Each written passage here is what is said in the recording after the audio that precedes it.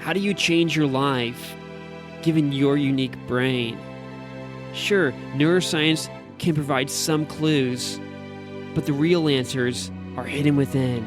So experiment, explore, and embrace your brain. Always ask yourself these two questions. What is most important to you? And what do you have control over? Learn how to experiment with action. Listen to your emotions. Become your own happy neuroscientist. With our guest today, author and neuroscientist, Alex Korb. Yeah, so today I want to talk about some of the brain circuits involved in our actions, our life.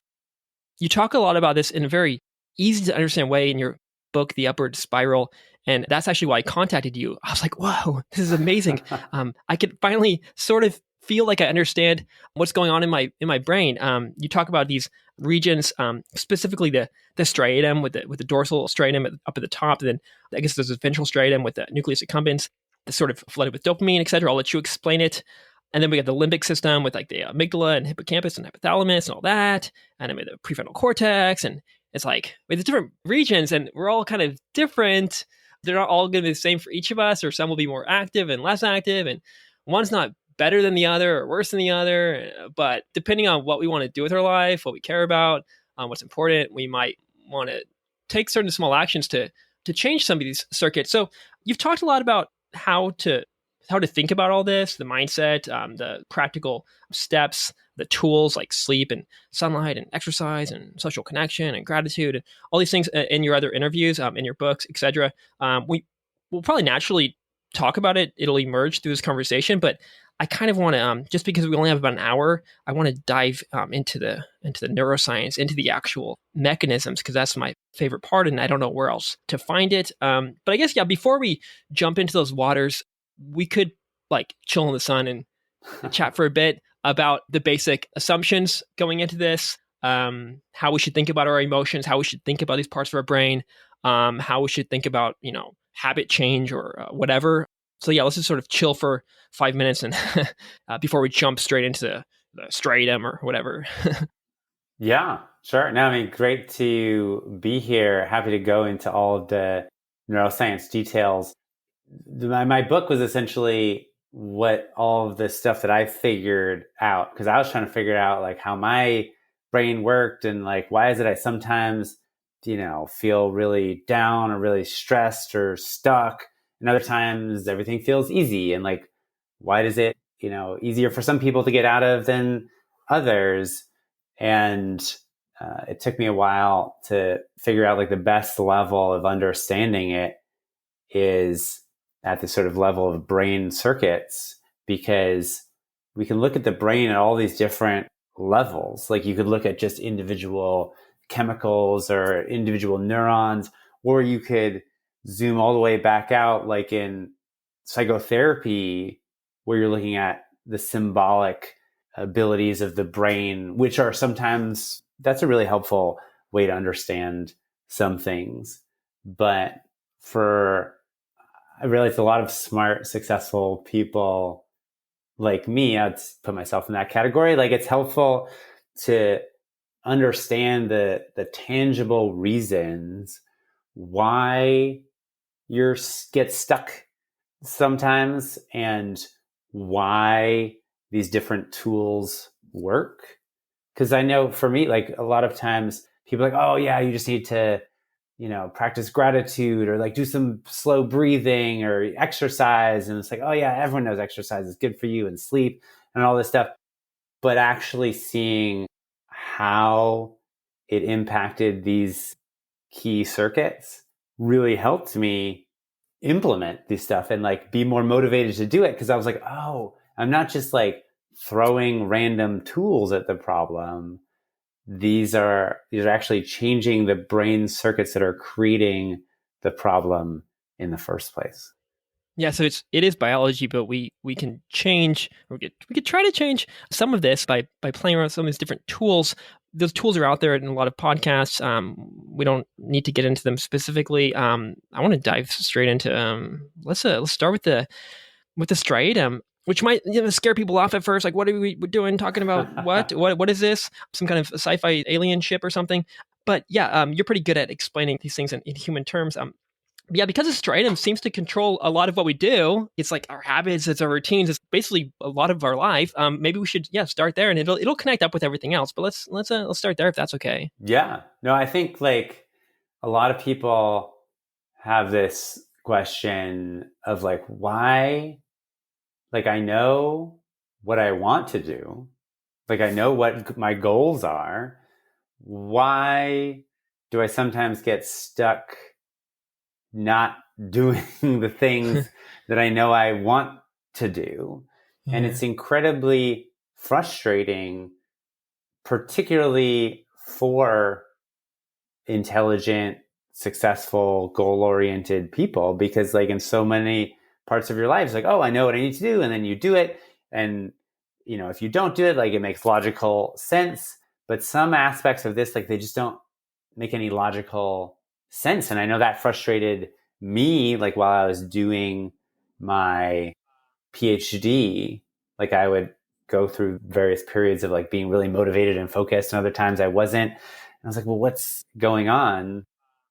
And I finally realized it's like, oh, it's because different parts of the brain want different things. Like you have this logical part of your brain that's really good at analysis and strategizing and like making long-term plans and everything. And like that's great and all, but that's just one part of your brain. Most of your brain is deeper, more automatic, often unconscious circuits, and those follow a different logic. And it's sort of like, I like to think of this striatum as like a dog. Some people describe it as the reptilian brain because it is very ancient, but I just think it's helpful to think of it like a dog, because all of your associations that you have with a dog kind of like apply to the striatum. And one of which being like, if your dog does something that you don't want him to do, you can't just like argue with him.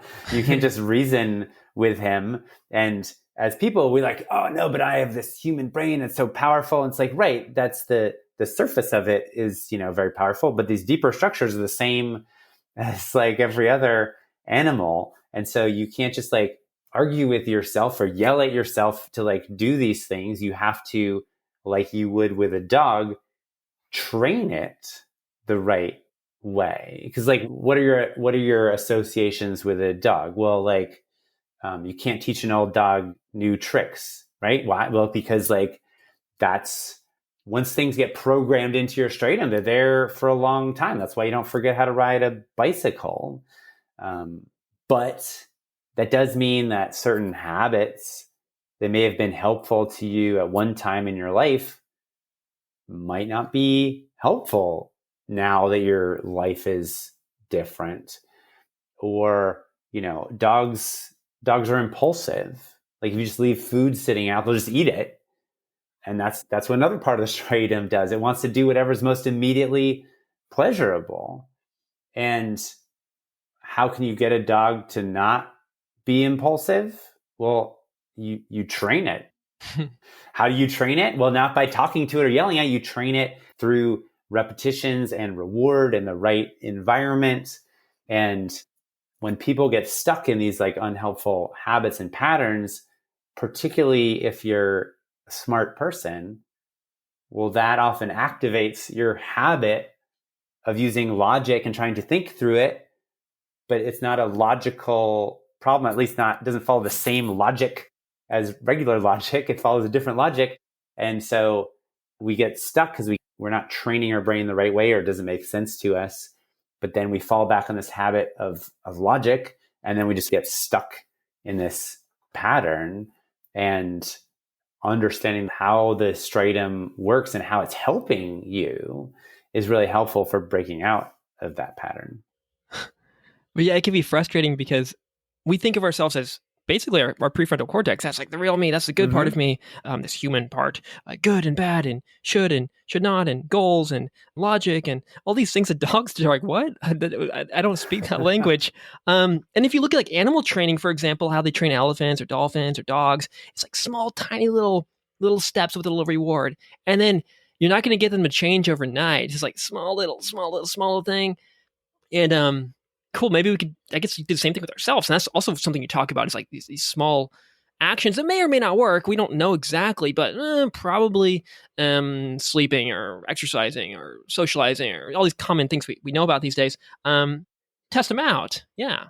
Well, these general actions that I talk about, like sleep and exercise, those are kind of like the baseline things to control the experiment, right? Yeah. Like if someone says their car isn't working right, Yeah. okay, you need to take them to a mechanic, maybe, but like, did you put gas in it? Did you Yeah. pump up the tires? Did you turn it on? Did you take the parking brake off? Like, there's some basic things that you need to do in order to know, do you actually have a problem that you can't solve? Because like you Yeah. could have a problem, like your car's not moving, but like if you didn't put any gas in it, well, if you took it to a professional, then the first thing they'd say, like, well, you gotta put gas in it. So like I felt it was important to like lay out, hey, here are all the things you can Yeah. do to ensure that your brain is like working optimally. And it's not saying that if you just do all these things, it'll solve everything. Yeah. But like if you have a problem and you're not getting regular sleep, or you're not moving your body at all, you're not doing any of the, socializing with anyone, well, like that's probably the best place to start. Not because it's going to maybe fix everything, but it'll probably help. And then it'll help you identify what the actual source of the problem is. Oh, yeah. So like, rather than just taking your car into the mechanic like immediately because you're, oh, my car's busted us, and or sell the car or whatever. Right. Be like, well, maybe we should just do some of these basic things. Maybe we're not depressed, or maybe we're not addicted. Maybe we don't have this mental health disorder. Maybe we do, but let's just try these things and see what happens. Because we might not have to go into the mechanic just yet. Right. Well, and actually it's that black or white thinking that unfortunately a lot of medical approaches feed into, which is like, it's really important for your doctor to like diagnose, do you have this or this? It's really important for your insurance company to, get the diagnosis and to know which treatment. But for like you as an individual, it's not always helpful to think in these black or white terms. People often think like, well, either I have major depression or an anxiety disorder and I need to like go to a doctor and they're going to fix me, or there's nothing wrong with me. And like the truth is, it's not as black or white as that if you go to a doctor thinking that they're going to fix you, like they have very limited tools. If you're not exercising at all, or not getting good sleep, or not doing any of these things that we know are helpful for your brain, and then you're like, well, let me just take medication and see if it works. Well, a lot of these things help medication work better. And so I like to help, encourage people like, well, while you're trying to figure out if you have a problem or not have a problem, just start doing some of these helpful things. And then maybe the problem will go away, because these steps, like changing your sleep patterns and changing your exercise levels and everything like that, like these change the activity and chemistry of the brain, and maybe that will make this unhelpful pattern go away. Or while you are waiting to see the doctor, like, okay, you've scheduled the visit, it's 3 weeks from now, okay, while you're waiting, might as well start doing all these things that you can do on your own. Or even once you are in therapy or you are taking medication, wonderful, that's great. But like, you can still do all of these things on your own. And it's very similar to like thinking about it like your car, there might be some things that you cannot do on your own and you need to take it to a mechanic. But the mechanic can't do everything for your car. Like if you keep driving with the emergency brake on, or you keep, crashing it, or you keep forgetting to fill it up with gas, like, yes, mechanics and professionals are extremely helpful, but like there's some things that only you can do. So you might as well become aware of what those things are. And maybe you're lucky that those are enough that you don't need to see anyone else, and great. And if you do need to see someone else, that's fine too. That doesn't make you better or worse than someone else. It's just that our brains are different. And part of this is just an exploration of like, how exactly does my brain work? And how are these habits getting in the way? And what can I do? And so if you can't make any of these changes that, we talked about, that's okay. Go see a professional. Like, if you can't do it, that's fine. Like, what can you do? And it's not saying that any of these changes are going to be easy, but if you're like, I used to be able to run 5 miles, no problem, and now I can't, I don't have the energy. Okay, well, stop focusing on how much exercise you can't do, because that's often the reason for why I'm sitting on a couch all day, because I can't run like I used to. Okay, well, just try putting on your shoes and walk outside and walk around the block. And that's not going to solve everything, but it's a heck of a lot better than just sitting on your couch all day. And guess what? If you just walk around the block once, a few days, well, then maybe the next week while you're walking, you're like, maybe I'll walk around 2 blocks this time. Like, you don't need to solve all of your problems all at once. You just need to start making little tiny changes in this menu of options that is available to you. And that will start to change, say, how the prefrontal cortex regulates the limbic system, these emotional circuits and the habit circuits, or you'll start to change what habits are trained into your striatum and so on. Yeah.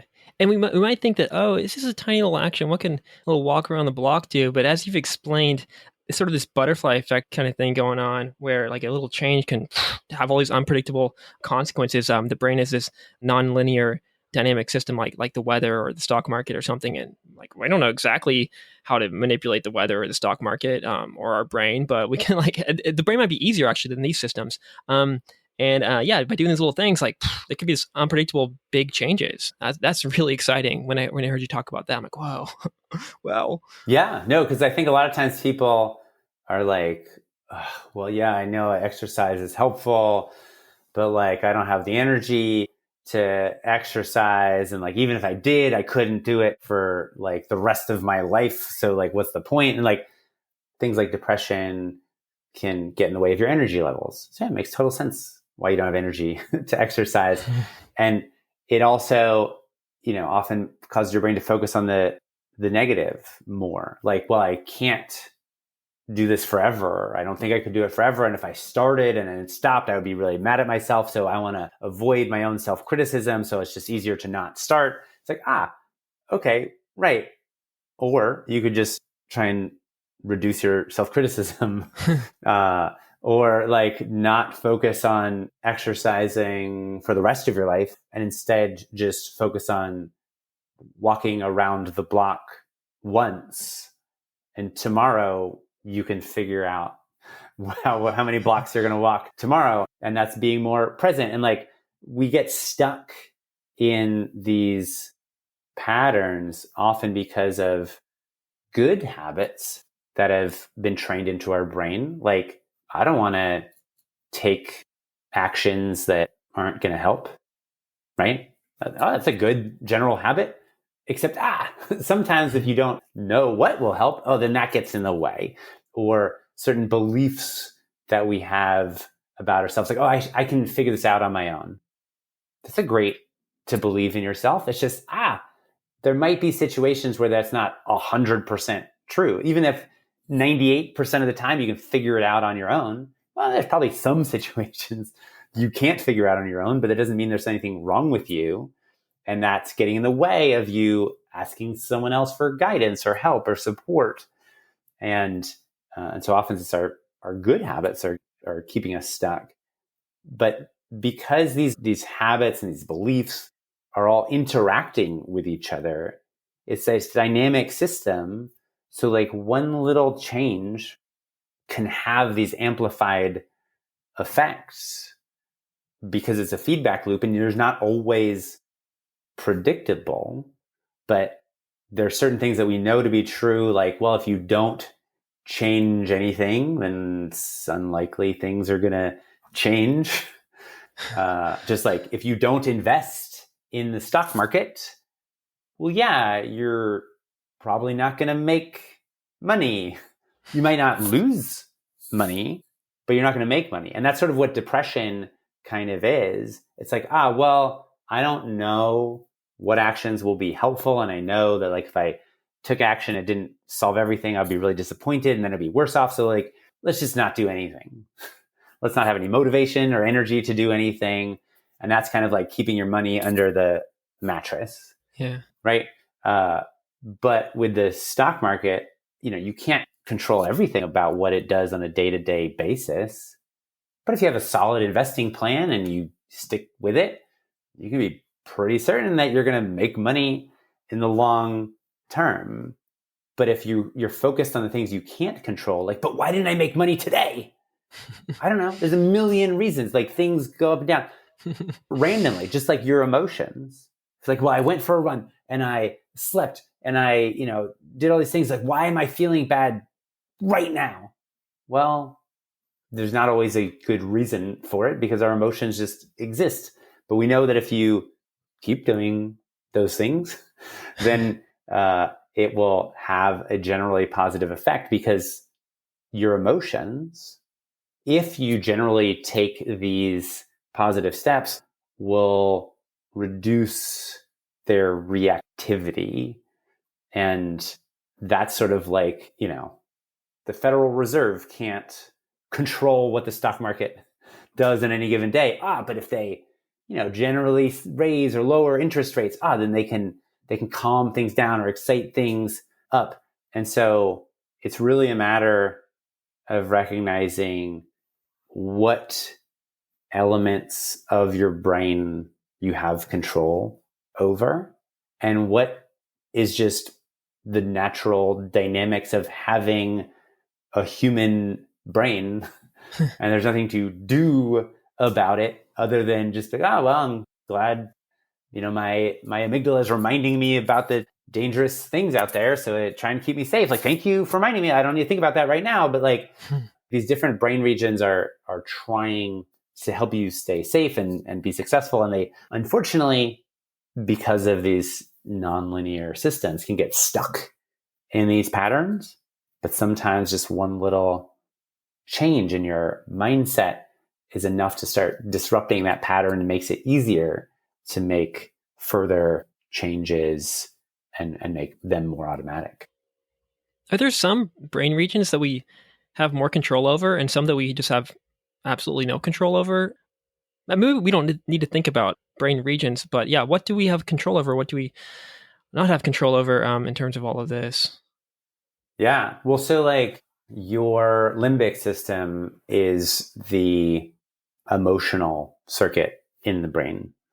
And how reactive it is driven by a lot of things that you don't have control over, like your genetics. Like your genes kind of give you a likelihood that your brain's going to have a certain level of emotional reactivity.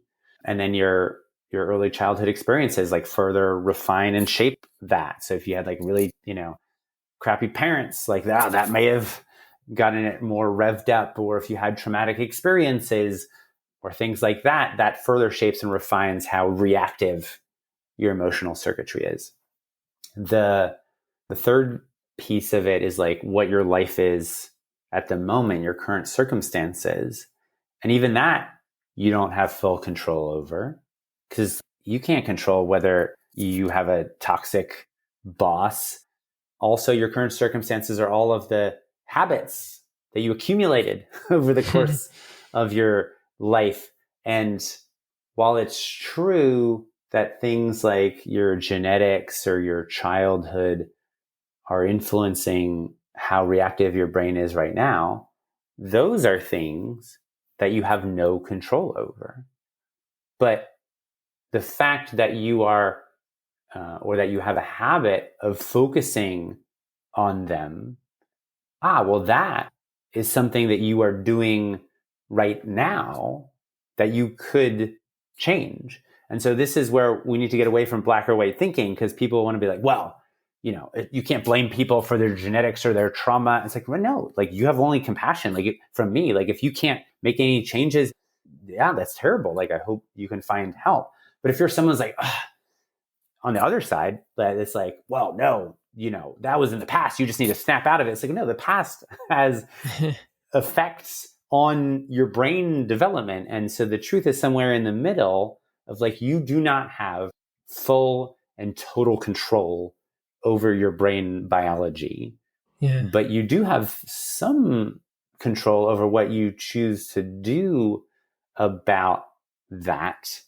And one of the biggest issues that people run into is thinking that it's somehow bad to have a reactive limbic system. Like, well, if I just wasn't so emotional, they wouldn't have all these problems. It's like, no, that's part of what's contributing to your problems, but it's that increased emotionality plus the environment that you're in, plus your self-criticism and your desire to try and figure out all on your own, and all these things that are all interacting with each other that are keeping you stuck. Because there's nothing inherently bad about having an emotional brain. It's like if you have a sensitive microphone. If you have a sensitive microphone and you talk too loudly into it, then it can get this like screeching feedback, particularly if the volume on the speaker is turned up a little too high. You have a very powerful speaker. But like, you could look at that situation like, this sounds terrible. And it's true and objective. It's not supposed to sound like that.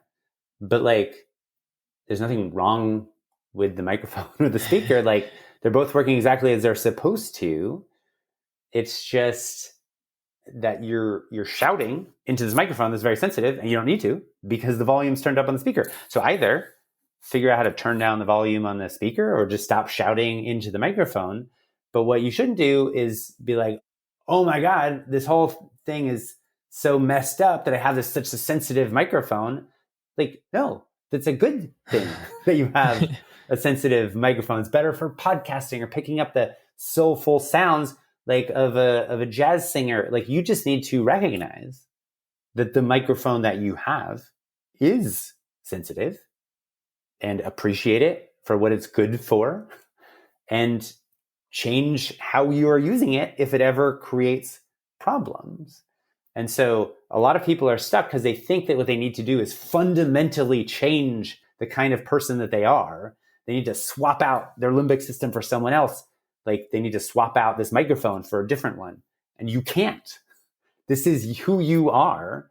So given that this is who you are, you may as well adjust the sound mixing board and how you are using this microphone so that it sounds the best that it can.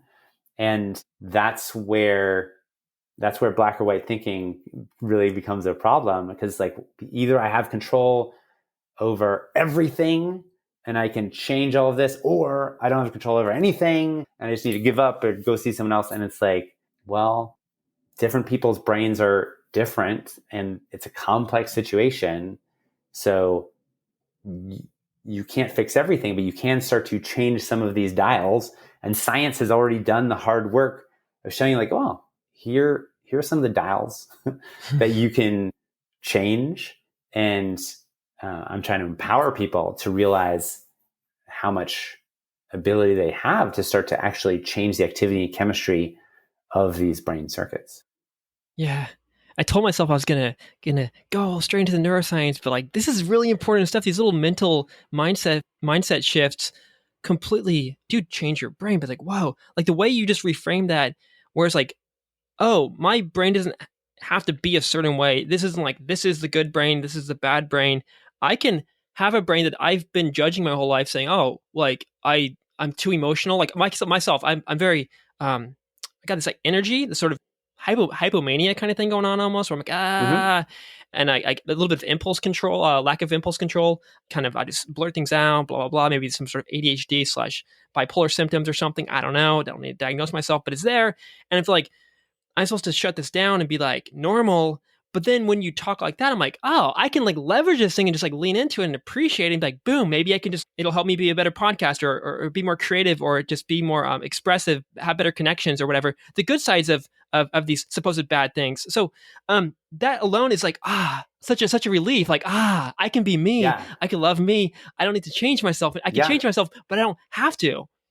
Right. You can change yourself, but you don't have to. The question is like, what is it that you're trying to accomplish? And, you might have a good habit, but it's getting in the way of this specific goal. Mhm. Like, being the kind of person that you are, like that's, emotional or impulsive, like it might make you more creative at podcasting, right? But it might make you less excited about doing the like boring parts of like, well, the technology, I got to do this or whatever. Editing. And so it's like you have these amazing qualities, and it makes it great for some parts of podcasting, and like it might get in the way of other things. And where we get into trouble is when we think about this quality that I have, or these characteristics that I have, is that good or bad? Well, it's really in what situations is it helping you, and in what situations is it getting in the way? Like, is a hammer good or bad? Well, it's great for some things, and it's not great for painting. So like, if you're doing something that a hammer is good for, you say, oh, I'm so glad I have this hammer. And when it's not good, there's no use in being like, oh, stupid me, why do I have this hammer? It's like, oh, I'm so glad I have this hammer for the 95% of situations where it's good for. Oh, right, this moment is not helpful. So I'm just going to put it back in my tool belt and reach for another tool, or figure out what other tool is going to be helpful for this very specific situation. You don't need to fundamentally change who you are, nor would you want to. Yeah, and it's actually really interesting and useful because, at least in my case, if you really listen to yourself of what you really care about, and what you like, what you don't care about, all these things, what you're good at, a lot of the things that you don't even want, you're kind of going for. It's not even how your brain's wired. Like in my case, whatever my brain is right now, I can do podcasting. I can write. I feel like I can. I enjoy it. These kinds of things. But it makes me a bad maybe employee, or going into a job interview, I might not do so well in the job interview. Certain kinds of relationships might not work for me, etc. But I'm like, I don't even want those relationships. I don't want that kind of job. So why am I trying to change myself into having this life that I don't even want? Maybe I should just, if I can, use the brain I've got, change it in this way or that, and just live the kind of life I want. Do podcasting, right? I know we got to pay the bills, but find a way around it. Right, exactly. But that's where it's helpful to. And a lot of times people are like, why do I do this? But they're not actually curious. It sounds like a question, right? Why am I doing this? It sounds like a question because it's phrased as a question, but it's actually a criticism. Like, why did I do this? Why can't I, just pay attention in a job interview or whatever? What it actually is like, the implicit answer to that question that we don't say is like, because I'm an idiot, because I'm worthless or whatever. But we don't realize that because it's, we phrase it as a question. So if you're going to ask yourself, like, why am I doing this? Well, then actually ask yourself, be curious. Why is it that you're doing that? And the answer will lead somewhere much more helpful, because the truth is more complex usually than than what you think of. It's like, well, I'm just a terrible person, or I'm a loser, or whatever. The actual answer is multifaceted. Some part of it is because of, who you are as a person, but some part of it is like the habits or beliefs that you've gained based on the specific culture that you're in. Like, and if you were in a different culture or different environment, then maybe your unique characteristics wouldn't be a problem, right? Like if you're a really creative person and you're in a creative environment where that's encouraged and rewarded, awesome. Then I'm so glad I have this creativity.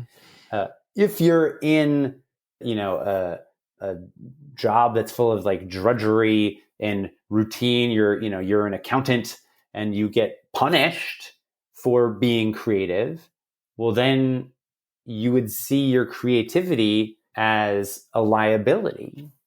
And the truth is like, well, no, it's just not matched for this specific task that I'm trying to do. And it's either something I can change or it's something I can't. So, I'm just not suited for this job. Oh, great. I should find a better job that I'm suited for. Like, I'm not suited for this relationship. Not necessarily something wrong with me. It's just like I should find a different relationship. But there are some things you can't change. Like all relationships, require some vulnerability or focus or tenderness, whatever. And like, you can't, if it's important to you to be in a relationship, well, yeah, it might be harder because of some of your sensitivities or whatever, but like, that's just part of being human. Like, so you have to know, like, what are the things that come with having a human brain? And those are the things like, well, you just accept. What are the things that come with your specific brain and how it's unique and different from everyone else's brain? And those are generally the things you should accept and appreciate too. And like, what are the things that are just triggering your brain the wrong way, or where you're just not matched up well with the environment? It's like, great, then take the easier path. And it's really crucial to know, like, what are those things that you can change and what can't you change? And the other piece of this is what I focus really on in my coaching programs. Because after I wrote The Upward Spiral, a lot of people were like, can you help me like implement this? And I realized that like it just comes down to two things. All this complexity about these different brain regions and neurotransmitters and all these different tools you have, it really just comes down to two things. And it is what you have control over, and therefore what you don't have control over, and what is important to you, and therefore what is unimportant to you. And if you can get clear on those things, then you can focus all of your time and energy and effort on the things that are important to you that you actually have control over, instead of constantly getting distracted by things that are unimportant or uncontrollable or both. And it's just that what those specific things are different between different people. So like the society that you're in might, really value making lots of money. And it might take you a while to be like, oh yeah, I mean, I'd like having more money rather than less money, right? Like if I didn't have to, everything else being equal, I'd rather have more money. But if I had to choose a job where I was more creatively fulfilled or I was happier versus one where I would make more money, well, different people might make different choices there. Yeah. They're all valid. It's just really important for you to understand what is actually important to you. And sometimes you can't actually know until you take the job with more money. And then you're like, I don't understand it. I have all this money and all this success. Like, why aren't I happier? And then you take another job, you make even more money. And at some point you might be like, maybe money isn't as important to me. It's important, but not as important as some of these other things that I'm just ignoring. And so these like negative emotions that we often try and avoid are often your brain trying to tell you about these things that are important to you, but that may not have been important in the past or may not have been important in your culture or society or organization or whatever. But like the faster you can understand your own unique brain, the better you are going to be able to, help your brain be happy and thrive using what it needs. How about you? Like looking back on your life, going back to like say when you're a teenager or younger or older, whatever, things you were trying to control that you couldn't control, or things you thought were important that weren't important. Maybe they were at the time, but maybe they weren't. And then how you've sort of changed along this journey into kind of having a better life than maybe back then, because now you're a writer, which you've always wanted to write. You're in neuroscience. You've always loved science. No life is perfect, but you've probably built a better life by understanding what you can and cannot control and what is important to you and what is not important to you. So yeah, that'd be a fascinating little story to hear. Yeah, no, I mean, like it's an iterative process. Yeah. Because like I've always liked science. I found it really interesting. I've always, been fascinated by other people and wanted to help other people. And there are lots of things that are important to me. I like, playing ultimate frisbee. I like reading and hiking. But because there are lots of things that you like and that are important to you, we sometimes get stuck with this belief that, well, I have to like get paid for all of that. And I have to take all of these things that are important to me and figure out how I can make one job where I get all of these things that are important to me. And part of that belief comes from our culture that, values success and money. And like, yeah, those are important things. But sometimes, not everything fits into the same mold. Sometimes you just do things because you like doing them. You don't need to figure out how. Maybe you just like playing the guitar. Like I like playing the guitar, but I don't need to be a professional musician. I don't want to be a professional musician. I don't even want to get better really at playing the guitar. It's satisfactory to me enough to just like play some chords and sing, and that's fine with me. But like it took me a while to understand that about myself, because other people like find joy in just like practicing some song for like an hour until they get it right and they continue practicing. And like, great, those people should practice a lot more. But sometimes we look at other people and be like, oh, that guy, he just practices his guitar 2 hours a day and he's really happy. So I like the guitar, so maybe I should be like him. And it's like, well, you might have different reasons or motivations. So like, it's really important to understand like, what are those different things that are important to you and what are their relative importance? So science is a great example. I like lots of different science. I liked astronomy. I liked physics. I like neuroscience. But like, as I discovered the neuroscience, I was like, oh, this is actually, more important to me than other kinds of science. And even delving more into the neuroscience, like I worked at the UCLA Brain Mapping Center doing functional MRI research after college. And it was lots of cool different stuff. And it took me a while to realize that like, oh, there's all this cool stuff about neuroscience that helps you, understand how the brain fits together. And it's kind of like a puzzle. And that's fun and cool. And I like doing that. But it's more important to me to figure out how to help people with that information. And so if I'm not helping people, then even if I was doing all this cool neuroscience, I wouldn't feel satisfied. Other people might be. And this is why it's challenging, because you can look around and be like, oh, everyone else seems happy. They're happy to just like write grant after grant because they're trying to figure out this problem. And I like figuring out problems too. So like, why aren't I happy? It's like, oh, well, because they also, want to help people, but they're fine helping people in a abstract way, or they're fine knowing that their research is going to help people 10 years from now. And I'm not fine with that. And I was like, oh, so it makes me such a bad scientist. Okay. Yeah. It makes some things harder. The fact that I care about helping people or care about these other things. Yeah. It might sometimes make it harder to do certain things, but it's essential to being who you are.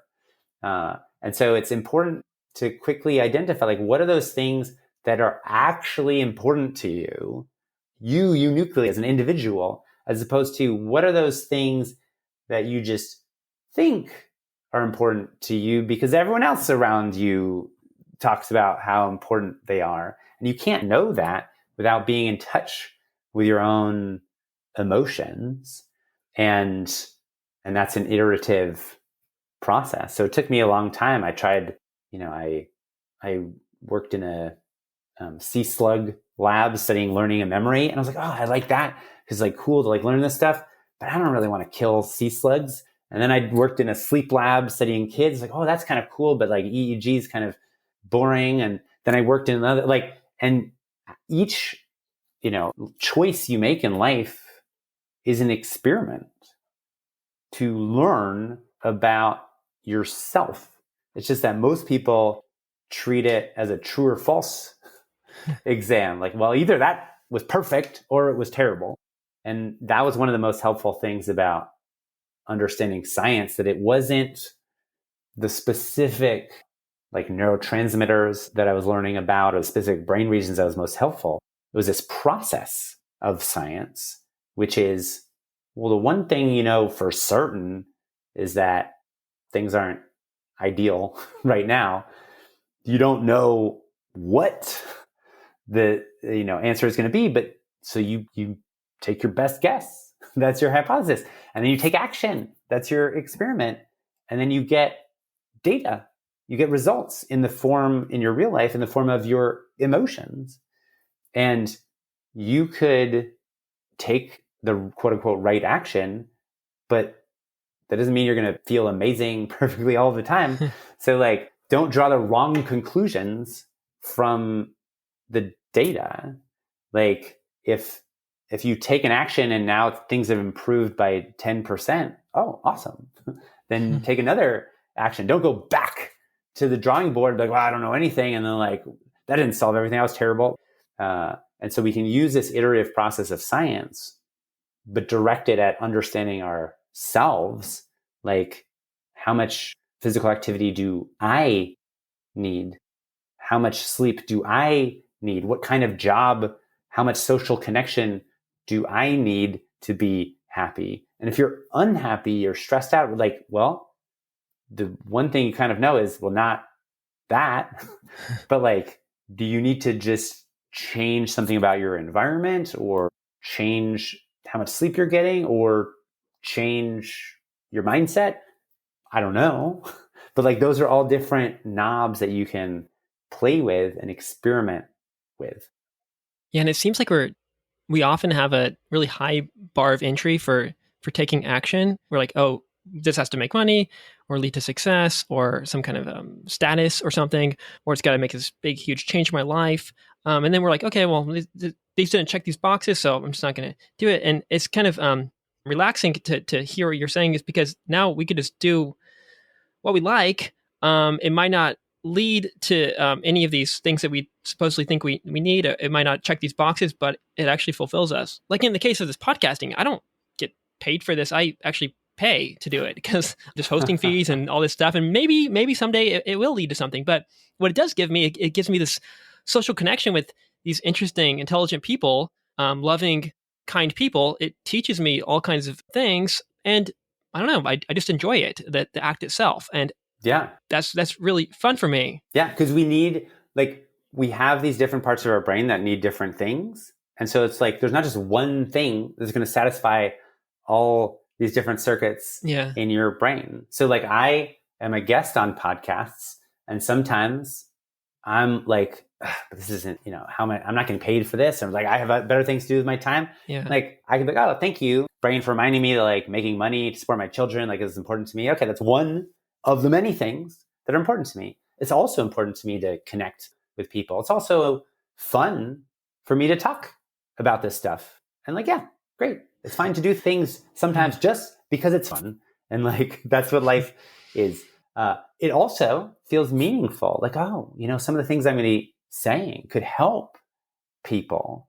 And so if this is fun and I can actually help people, awesome. Like, yeah, I can do that. And then what really helps is to remind myself, oh yeah.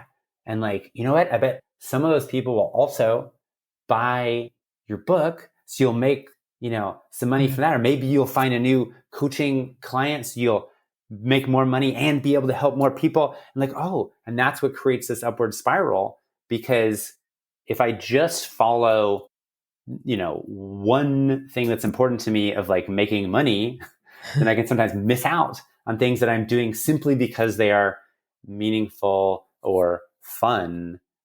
But when you are clear about like all these different things that are important to you, then you can get out of your own way. Yeah. Because you can say like, oh yeah, it's totally okay that this isn't making me money. I'm doing this for fun. And for your job or some other parts of your job that are actively unfun, you can tell yourself, oh, hey, it's okay that this isn't fun. You can talk to yourself like a tantruming 5-year-old. Like, hey, I know, it's okay. It's not supposed to be fun. Like if you know of a job where you can just have the fun parts, like do that. No one's stopping you. Yeah. Oh, you're frustrated because you don't know if that job exists or that job doesn't exist. Okay, well then for those things you can't control, you should accept them. Like, oh, I'm so glad I have this dream job and all I have to do is like this 30 minutes of this thing that I don't like. Okay, well, let's get it over with and not make it worse than it has to be. But you can't know what are the things that you should take action on and what are the things that you should accept until you understand what is actually important to you and what your own personal limitations are. Yeah. And just put these little investments into the things that are important to you. Yeah. Put these little inputs in there into the system and just see what happens. Trust that it'll work out. Don't try to control it too much. Like even this conversation today, I came in with this, like, I was kind of trying to control it at the beginning. I was like, I want it to be about the brain mechanisms, and I thought that was important to me. It is, but clearly there's something more important, which is all the stuff we talked about today. We did talk about that, but we didn't focus on it, and that's totally fine. Actually, this is better. Whatever emerged. And I was the same way. Yeah. I was like, I'm going to go to grad school. I'm going to figure out and understand like all of these specific details and which neurotransmitter and which receptor and which brain region, whatever. And like, I started to realize like, oh, like that is really cool and interesting. And some of it is helpful. But even I was like focused too much on like understanding these nitty gritty details and like, why am I so focused? Oh, because some of these things are important to me, but how are they important to me? And, what about them is important and what do you have control over? And that's why I like sharing this stuff, because no amount of studying all the neuroscience detail is going to necessarily teach you about your unique brain, because your unique brain is not best understood by sitting in MRI and having someone say, oh, you see your amygdala is enlarged or whatever. Like that's one way of understanding it. But your unique brain is best understood by you experiencing it. Yeah. And, yes, you probably need some guidance or outside support because it's so easy to buy into your own, bullshit or whatever, like, and get stuck in your own narrative because your brain can be really convincing and we have different parts that we're not always conscious of, but your brain is both the thing you are studying and doing the experiment on, and it is the thing doing the experiment. So, it's challenging. It's not always straightforward, but your brain is malleable and can be reshaped. And that creates a lot of opportunity. Yeah, and sometimes the causes of our actions are not what we think they are. It's like you used to do stand-up comedy, and you probably had certain motivations for that, thinking this is why I'm doing this. And then, as you've mentioned before, it's because you wanted to validate the fact that I'm a funny guy. I'm funny. And then once you realize that, you're like, okay, maybe I don't need to do this anymore. I am funny. I know I am. I was trying to prove to my ex-girlfriend who was like, she was like, oh yeah, you're funny, but you're not that funny. And I realized like it took me a long time. She was like, oh, that was part of the reason why I wanted to do stand-up comedy, was like to prove to her that I was funny. Then I realized like, oh, that's less important. Yeah. It might be important. Like I want people to think I'm funny, but it's less important than me thinking that I'm funny. Yeah. And also less important than me thinking that I'm worthwhile and valuable. I do not need to be funny in order to be worthwhile or valued. And also that like, oh, if you are funny and you tell a joke and someone doesn't laugh, that doesn't mean you're not funny. And like once I accepted that, like even the funniest people can't make everyone laugh. So if you tell a joke and someone doesn't laugh, that doesn't say anything about whether you're funny or not.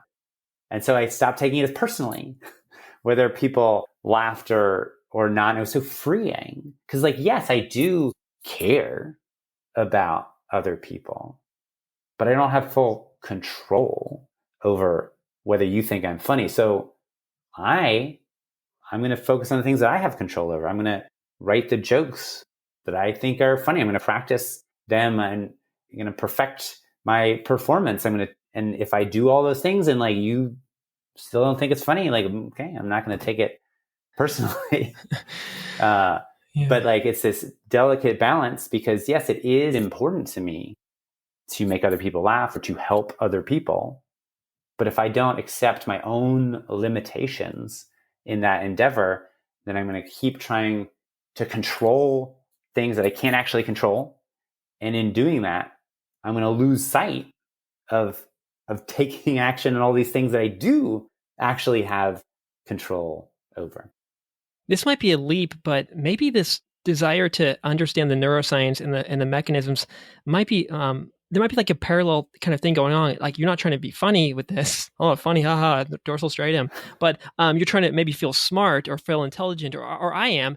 Or you do definitely enjoy learning about it, and it's like solving this puzzle and trying to figure it out. But maybe you are also trying to control something that you can't control, and it distracts you from focusing on the things that you can control, and that maybe it's just a big distraction and a kind of validation of, oh, I'm smart and I can control things. I'm a little god, and I'm not. Yeah, no, I definitely think like a large part of my interest in neuroscience was like, because I really liked being clever and I liked, knowing things. And then when you tell people you're studying neuroscience, it's like, oh, that's so cool. And like, yeah, part of it was that probably that ego drive, but it wasn't that big a problem because it also moved me in the direction of what was meaningful to me. And so great. It's wonderful when the things that, make you more money or that you enjoy are also the things that you find meaningful and help you connect with other people. Awesome. Like sometimes in your life, you don't have to make a choice. You get to have the thing, the job or the relationship where everything's perfect and lines up. Wonderful. But we're not always that lucky. And sometimes we do have to make a choice, which like, oh, I could study more neuroscience. And people, if I told people I was a tenured professor, they'd be like, oh, that's really impressive. And I had to choose like, I actually care more about helping people more directly than I do about getting a $2 million grant. So I'm going to become an adjunct professor, even though, I feel bad saying that because it would feel so good and like so ego affirming to like say I'm a tenured professor.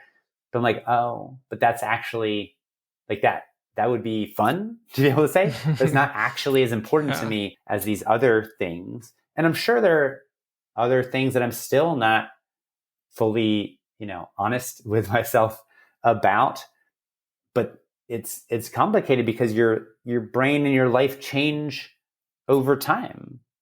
So yes, having, small kids and trying to balance a career and teaching at UCLA, like it's challenging because your kids are changing and, their schedules are changing. And so it's hard to figure out like, well, which, it's taking them to the swim lessons, that more important to me than being on podcast? Well, what if, I could just schedule the podcast before the swim lessons? Like, and I could have both. And like, sometimes, again, you don't have to choose, but sometimes you do. And it's like, the faster you can understand your own tendencies, the better off you'll be. But that doesn't solve the entire problem because, there's some things about your brain that are just your emotions do different things and your life changes over time. So it's a moving target. Yeah. Well, this conversation could go on for like hours, but yeah, we'll stick it at this for now. Thank you so much. I really enjoyed this. I learned from this. I learned from myself, like, wow, what is going on? What do I care about? What can I do? Who am I? And it's just a very pleasant interaction. So thank you so much for that.